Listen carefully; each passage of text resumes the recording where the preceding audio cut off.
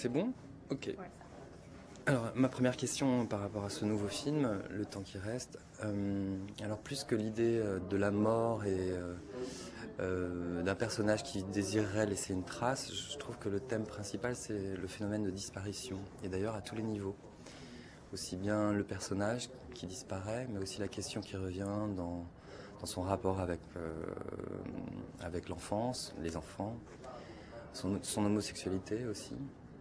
Est-ce que vous l'aviez appréhendé comme ça? Le phénomène, le thème de la disparition. Est-ce que c'était finalement au fond ce thème-là qui vous intéressait pour ce film? Je savais qu'en abordant le sujet, je ne sais pas exactement quel est le sujet du film, mais je savais qu'il y avait plusieurs thèmes qui allaient se télescoper. Et la disparition était un des thèmes que j'avais plus ou moins déjà abordé par rapport à Sous le sable, puisque c'était la disparition sur laquelle on ne pouvait pas mettre de sens, puisqu'il n'y avait pas de corps.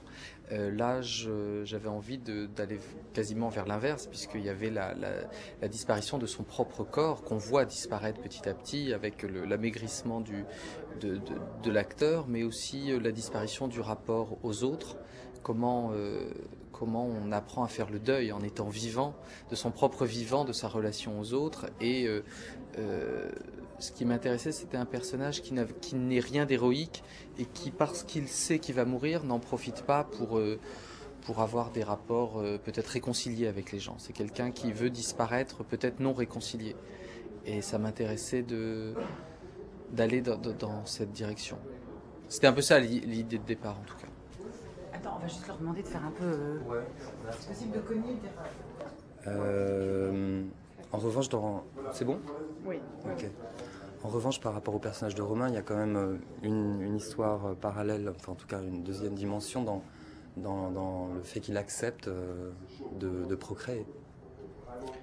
Oui, le personnage a un cheminement qu'on suit. Au début, il a presque une réaction no future. Enfin bon, voilà, c'est la fin et il s'en fout et on verra bien ce qui se passe après. Et puis finalement, évolue dans sa tête l'idée de laisser une trace et peut-être de passer le relais, enfin le fait de faire un enfant, qu'est-ce que ça veut dire, d'autant plus pour un personnage qui est homosexuel, qu'est-ce que ça veut dire de laisser quelqu'un qui a été fait avec soi, est-ce qu'il y a une forme de continuité? Voilà, j'avais envie d'aborder aussi ce thème.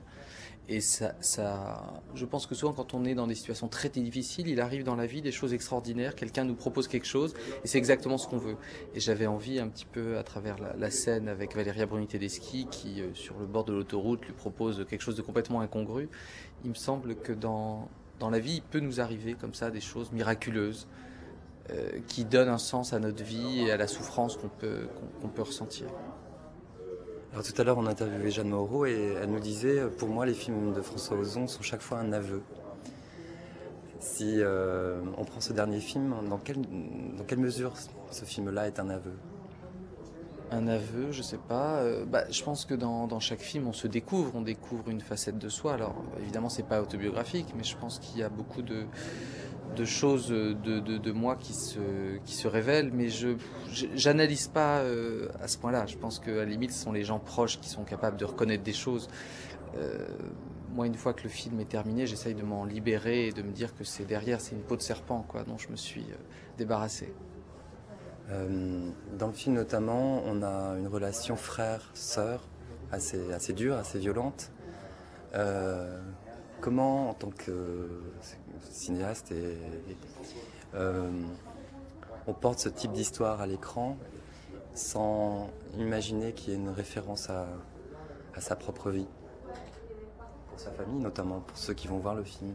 Est-ce que, d'abord, il y en a peut-être une? Est-ce que on y pense, en tout cas, lors de l'écriture? Est-ce que, en fait, les thèmes abordés ont un écho, peut-être, aussi dans la vie même, ou alors ce sont des choses complètement qui viennent d'ailleurs et qui sont indépendantes? Rien ne vient jamais d'ailleurs. Les choses viennent toujours d'une part de ce qu'on a pu ressentir dans la vie, de sa situation familiale. Donc il y a des choses que je reconnais, que je connais aussi. Après, elles sont traitées plus ou moins de manière fictionnelle. Ce qui m'intéressait surtout, c'était de montrer que ce personnage était en conflit avant que l'idée de la mort arrive, et que c'est pas parce que cette idée de la mort arrivait que ça allait tout aplanir et permettre aux personnages de se réconcilier comme dans les films américains. Je pense que c'est du conflit sur du conflit et j'avais envie de voir ce que ça provoquait. C'était quelque chose presque de chimique par rapport à